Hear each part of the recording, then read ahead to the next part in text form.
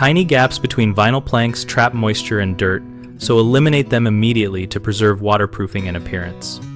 Start by confirming the subfloor is flat to within 3/16 of an inch over a 10-foot span and correct any high or low spots with a suitable floor leveler or underlayment. Use spacers consistently around the perimeter to maintain the recommended expansion gap, and then remove them only after the last row is locked.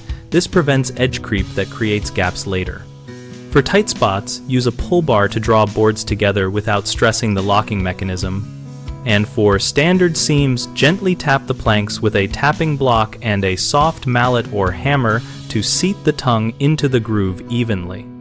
Never force a plank past resistance, because that can deform the locking profile and cause micro gaps. If a board will not lock easily, back it out and inspect the joint for debris or damage.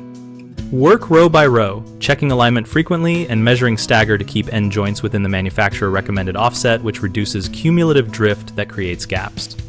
If you encounter a plank with a damaged locking edge, replace that piece immediately rather than trying to shim or fill the gap, because filler will not restore structural engagement and will likely fail under traffic.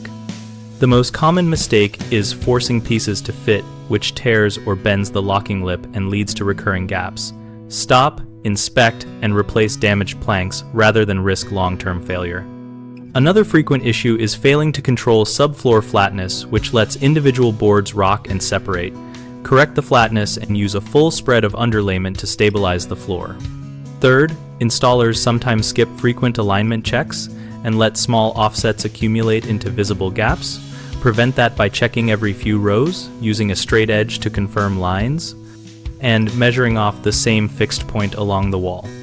BigHomeProjects.com is our site that helps homeowners find local contractors and lets contractors find work related to flooring and other home projects.